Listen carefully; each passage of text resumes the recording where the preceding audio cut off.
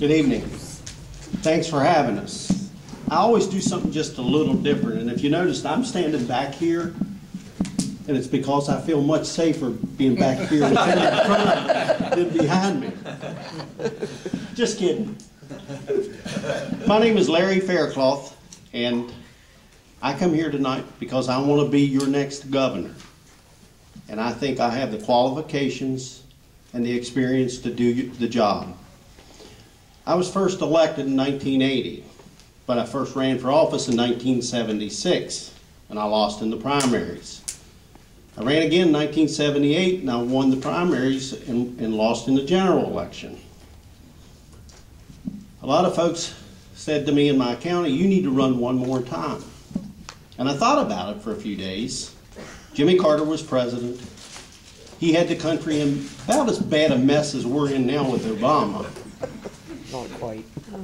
And I had an opportunity to meet Ronald Reagan, who had been in Charleston, I think in 1976 at a state convention, and was planning to run in 1980. And I was impressed with Reagan. Many of us in this room tonight, whether you're Republicans, conservatives, Tea Party activists, we subscribe to his principles. Yes, yes. And we've lost those since 1980.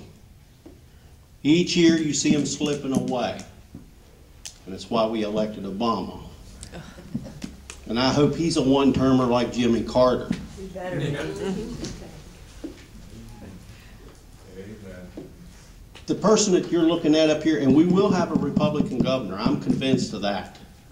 One of us at this table, and of course Betty's not here, but she's a wonderful person, including Betty. One of us will be the nominee, and one of us will win the October general election. Yes. And here's why. Because you've sat up here and heard from Mitch and Clark, all the things that went on in the legislative session. And Rick, you know you served with us down there. The Democrats are all very self-serving. They've got big egos. And no matter who wins that primary, the rest of them not going to support that person. Because they all want to run again in 2012 and they don't want to run against an incumbent Democrat. So we're going to have a Republican governor come October. I think I'm qualified, number one, to hit the ground running in October, to be able to prepare a budget, to be able to get ready for a legislative session, and to be able to look at the state agencies of government and do some reductions. I met a couple earlier today on my way in here, and no matter where I go, I introduce myself and I talk to people about this governor's race. It's my job as a candidate. And the gentleman said, you know, they're finishing the legislative session and they got a $241 million surplus. He said, but you would expect them to have that in an election year. You got a governor's race taking place, and they want to brag about that. He said, but our roads are falling apart. He said, here in Wood County, we got some of the worst in the state. It's nice to save money, but when we got money that we can save, we need to return it to our citizens. It's their money. It's not the legislature's money. It's not the governor's money. It's not state government's money. In the time I served in the 24 years from 1980 to the end of 2004, I was a very conservative legislator. I was endorsed all 12 times by the Right to Life people. I was endorsed by the NRA. I was there when we did medical malpractice reform. I was there when we did workers' comp reform. I was there when we passed the Freeport Amendment. And just recently, and it was voted upon by the people of the state, and just recently we landed a big Macy's distribution center in Berkeley County. And one of the reasons that we did is because the people of this state voted for that amendment. And it allowed distribution centers or warehousing to come into this state and bring in truckloads of large packages to break them down and reassemble them and ship them back out. We in the legislature made sure that they weren't just transporting packages in and packages out. We wanted them to do something with the materials and goods when they got it here. Macy's does that. They break the packages down. They're running a mail order operation out of there, and they're supplying all their stores on the East Coast from this location in Martinsburg. There's no reason we couldn't be doing the same thing over on this side of the state. But it takes somebody that understands business and understands that we have an unfair tax code in this state, and it needs to be addressed. And it's not all about just collecting taxes to run government.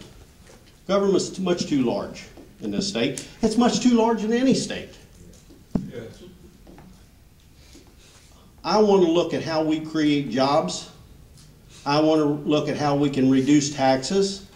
I want to look at test scores of our children in school.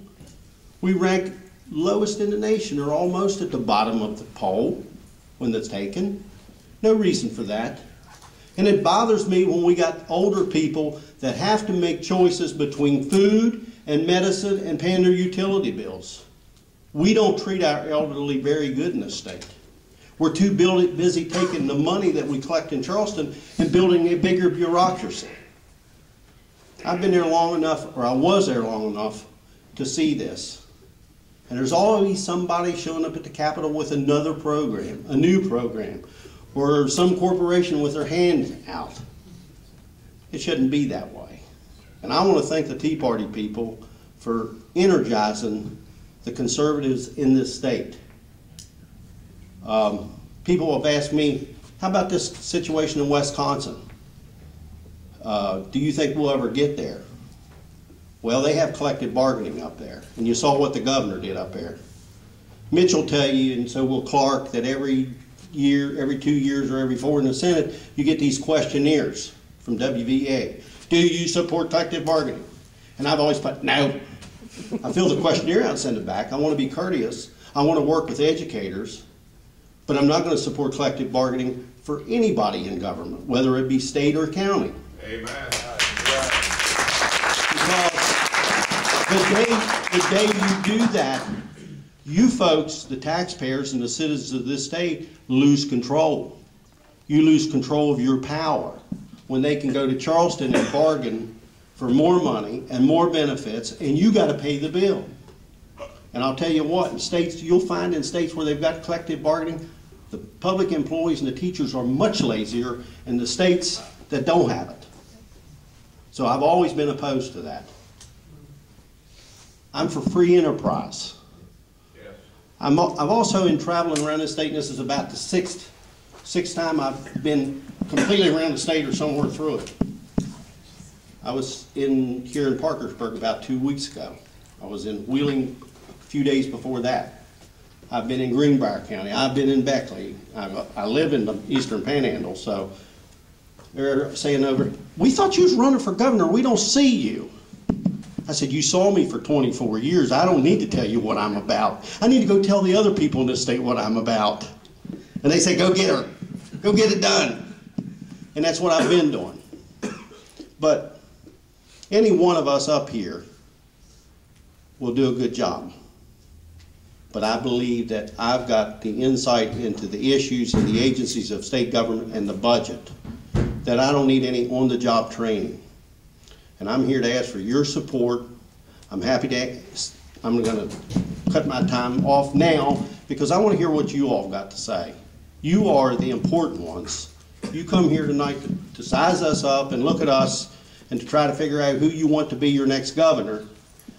And I'm here to ask for that support. But I also want to hear what you got to say and what's on your mind. Because if elected governor, the door at the governor's office is open. I don't care who you are, what your issue is, that door will be open. It's the people's capital. It's not the legislators. It's not Joe Manchin's or Larry Faircloth's or Gaston Caperton's or Arch Moore's. It's the people's government.